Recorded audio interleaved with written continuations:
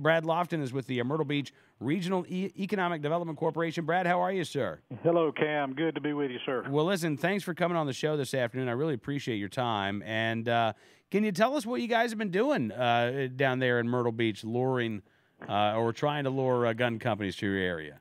I can. We had a great day yesterday, Cam. Our governor, who is the most pro-business governor in the country, helped us celebrate PTR Industries with 150 new jobs. They'll have about a $20 million economic impact on our community, and we're just thrilled that, I hate to use this analogy, but the state of Connecticut all of a sudden has become a target-rich environment for us when it comes to recruiting high-paying manufacturing jobs in the gun industry, and we're pretty excited about what the future holds for our state as far as that industry and additional opportunities. I thought it was interesting, too. As I understand it, looking at the story that Mark Liverman posted at Carolina Live, Horry County does not have a major interstate exchange. They don't have a port. I mean, when you look at Horry County, it sounds like the infrastructure that a lot of people would think would be necessary to have a major business come in isn't necessarily there, but that didn't matter. No. Cam, we've got all the other incredible amenities, one of the best labor forces in the country.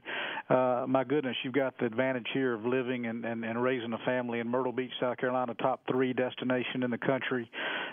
Fortunately for PTR, they have some inbound materials as a part of their production process, but a lot of their outbound product goes over the road via U.S. Postal Service or FedEx, and so it wasn't a huge demand for transportation logistics. And we do have a port of Charleston, 60, 70 miles away, but with the quality of life here, the pro-Second Amendment culture, taxes here that are a tenth of what you pay in Connecticut, utility rates here that are 50% of what you pay in the Northeast, there were enough reasons that we were able to put together that made it pretty compelling for them. So are there other companies that you guys are talking to right now, Brad? Well, I can tell you there are. This project's driven a lot of publicity to us, and we've been in Connecticut a number of times. Members of our state delegation have been up there, and it's a pretty common theme. As soon as you walk into a manufacturer up there, they're all tired of being in one of the highest cost states in the country to do business. They're tired of paying 10 times the amount of taxes they can pay in the Southeast. South Carolina is an employee at will state, which means they don't have to deal with the unions down here, and so it's pretty. It's almost like shooting fish out of a barrel, but we're pretty excited about the next step. Well, yeah, I can imagine you would be, and again, it's not like the state of Connecticut hasn't had the opportunity to try to keep these companies, but it's made it pretty clear that they don't want them. However, there are a lot of other states, Brad, that you are competing with. We know Governor Perry's gone up to Connecticut. Governor of South Dakota's trying to lure some of these companies away as well. Are you worried that the competition from, let's say, 48 other states or 40 some odd other states out there that you have to deal with that?